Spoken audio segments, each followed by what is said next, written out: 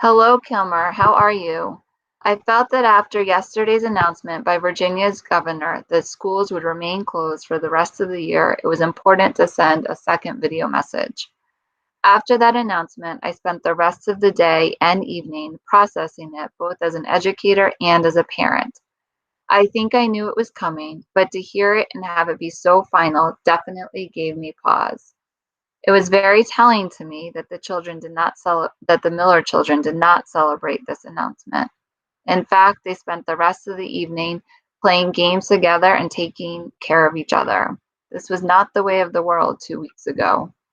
I don't think they have realized it yet, but their world and the world of all of our students has changed dramatically. Really, everything our students have known, school, activities, sports, friends, family outings, and more, has been taken away from them in the blink of an eye. In talking to parents, it is clear that their children miss the connection with their teachers and their friends. I share these thoughts not to be depressing, but I think it is important for, for this to stay at the forefront of our minds as we think about our students and our plans moving forward. I'm probably overthinking this all, but I think there are elements of the impact of this pandemic that we haven't even begun to scratch the surface of, especially as it relates to the emotional wellness of our students. I want us to remember that now, more than ever, we need to lead, teach, and respond with our hearts. We need to lean in, be vulnerable, and be courageous. We are entering into a time where teaching, learning, and collaborating is going to be so very different, not for weeks, but for months. We are going to try new strategies and tools that we may not have even known existed before last week. It is going to take courage to shift our way of connecting, teaching, and learning, knowing that what we try, say, or do may not be perfect, but that is okay because it will definitely be our best. And the next day, we will also do our best, and it might be better or it might not be, but that is okay because together we will have the courage to do our best, whatever that might be. I want you to know that as we navigate this, we are together. The administrative team believes in you. We are here to support you, learn with you, and partner with you the whole way through. So, now on a less serious note, I want to share with you that I have learned a new way to send video messages. Last time I used Snagit and I was holding up my phone to see my notes. Today, I figured out that I could do a Google Hangout by myself, record it, have a split screen, and I can see my notes as I'm looking at my computer screen. I am sure that there are some very tech savvy people out there who might be rolling their eyes right now or laughing a little bit, thinking, oh my gosh, there are such better ways to do that. And that is okay because I'm confident I will learn those better ways probably tomorrow or the next day, but I will learn them and I will have the courage to try them. But for today, I'm very excited for what I have learned. So now on to some updates. And again, I'll send these updates out in email so you have them for your reference. So connecting with staff one-on-one. In my last update, I shared that I'd be sending out information to schedule virtual one-on-one meetings this week. I'm definitely going to be scheduling those virtual one-on-one meetings. I can't wait to connect with each one of you. However, I am going to wait a couple of these to start scheduling those because as we figure out distance learning, what I have learned is that there are many kind of last minute meetings scheduled that I have to participate in. So I want to let the distance learning piece take hold. I want us to get grounded around that, and then I will start scheduling those one-on-ones. And I'm super hopeful that many of you will participate.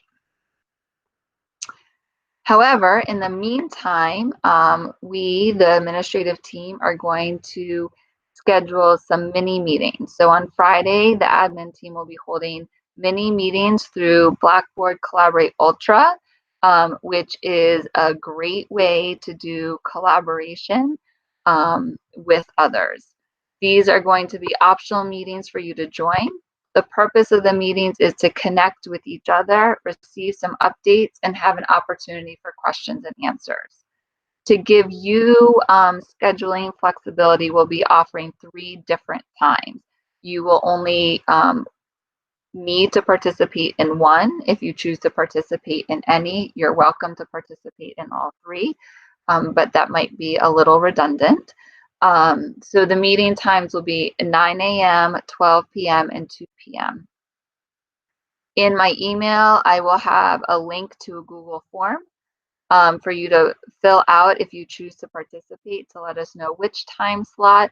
And if there's any questions that you have, to send those questions in so we can start researching some of the answers prior to the meeting. However, you will be able to ask questions in the meeting too. If you are, I will be sending out the Blackboard Collaborate Ultra links to you, and you'll just click on that link at the time of the meeting. Okay, let's see what's next. So as far as distance learning goes, with the governor's announcement, FCPS is working on finalizing the distance learning plan in accordance to the guidelines that were shared by the VDOE, and the VDOE shared those guidelines today. So I have heard a timeline of within the next 24 to 48 hours, principals will get the final draft of the plan. And then I anticipate that next week we'll be engaging in virtual planning together, professional learning, and collaboration. The admin team will provide clear outcomes for that, expectations, guidelines, scheduling, opportunities. I recognize that many of you are balancing work and family and lots of priorities right now. So we will do our best to be flexible and give options for scheduling whenever possible. As we talk about distance learning, I want you to know, no matter what, we are going to meet you where you are. I can speak from a beginner's standpoint. I am a beginner when it comes to this virtual teleworking. And we're going to figure it out together.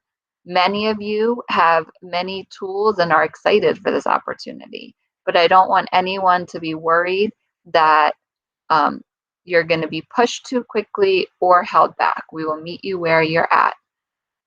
Between now and next week, when we start doing some of this work together, if you would like to start exploring some tools, there's a distance learning page that is active on the KRC, and you are free to explore that if you would like. In regards to students picking up their belongings, it's important to note that student and staff safety are the #1 priority with decision making. Right now, we are focused in on getting laptops to students. We are following a very, very strict protocol that was created in collaboration with the health department that limits the staff and student interaction. I think the other item that is on people's mind the most is instruments. Once we get through laptops, we will start looking into the possibilities for instrument pickup. Besides laptops and instruments, the only other essential items that would even be considered for pickup would be a medication, eyeglasses.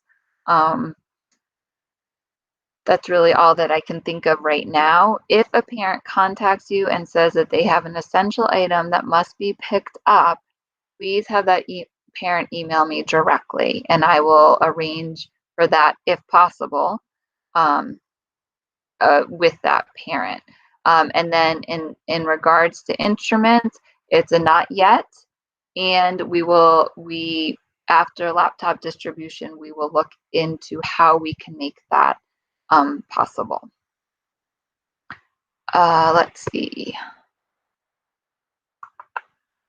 Okay, so in the email I send out, I'm going to include the protocol for responding to students in crisis during school closures. As I made you aware of earlier, I think we have to keep that emotional wellness at the forefront of our mind and recognize that we might have a student who reaches out to you that's in crisis. So please be sure to follow the protocols that are included in the email.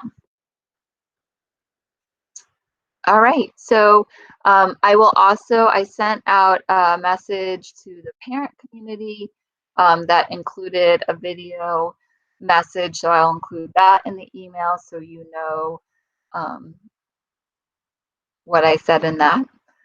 And I think that's it for me now. Please continue to take care of yourselves, your families, and each other. And I will be in touch soon.